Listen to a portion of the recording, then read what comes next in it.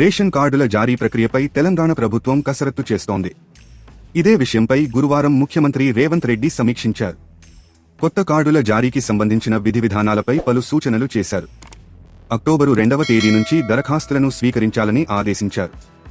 వివరాల్లోకి వెళితే, రేషన్ కార్డులు జారీకి పటిష్ట కార్యాచరణ ప్రణాళిక రూపొందించాలని ముఖ్యమంత్రి రేవంత్ రెడ్డి ఆదేశించారు. నూతన రేషన్ కార్డుల కోసం అక్టోబరు 2వ తేదీ నుంచి దరఖాస్తులను స్వీకరించాలని సూచించారు.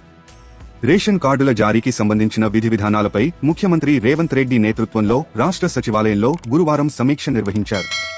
ఈ సందర్భంగా రేషన్ కార్డుల జారీకి సంబంధించి మంత్రులు ఉత్తమ్ కుమార్ రెడ్డి, పొంగులేటి శ్రీనివాస్ రెడ్డి, దామోదర రాజనరసింహ అధికారులకు పలు సూచనలు చేశారు. అర్హులందరికీ డిజిటల్ రేషన్ కార్డులు ఇచ్చేదానిపై కసరత్తు చర్చించారు. ఈ అంశంపై త్వరలోనే మరోసారి సమీక్ష నిర్వహించాలని నిర్ణయించారు.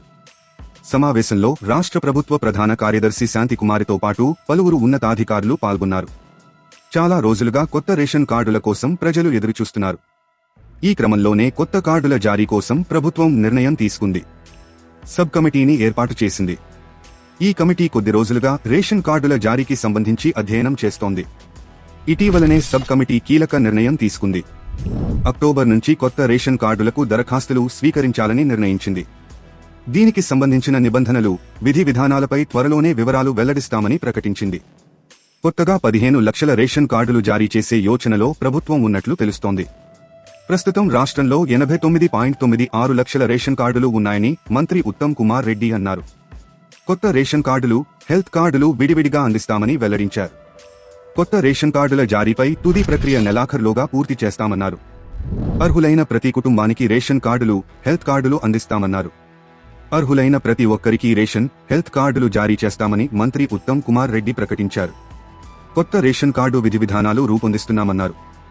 వైట్ రేషన్ కార్డులకు ఎవరు అర్హులనే దానిపై వచ్చే భేటీలో నిర్ణయిస్తామన్నారు.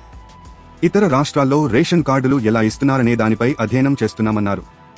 కొత్త రేషన్ కార్డుల జారీకి నిబంధనలు ఎలా ఉండాలని రాజకీయ పార్టీలకు లేఖ రాశామన్నారు. కొన్ని పార్టీలు సూచనలు చేశాయన్నారు. ఇలా వచ్చిన సూచనలపై సమావేశంలో చర్చించామన్నారు. తెలంగాణలో దాదాపు 90 లక్షల రేషన్ కార్డులు ఉన్నాయని మంత్రి ఉత్తమ్ కుమార్ రెడ్డి అన్నారు. ప్రస్తుతం రేషన్ కార్డులపై 6 కిలోల బియ్యం ఉచితంగా ఇస్తామని మంత్రి ఉత్తమ్ తెలిపారు. బీఆర్ఎస్ ప్రభుత్వం 10 ఏళ్లలో కేవలం 49,000 రేషన్ కార్డులు మాత్రమే ఇచ్చిందన్నారు.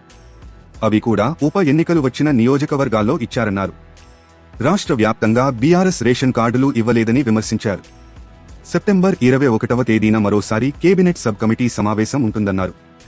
ఈ నెలాఖరులోగా ప్రభుత్వానికి నివేదిక అందిస్తామన్నారు.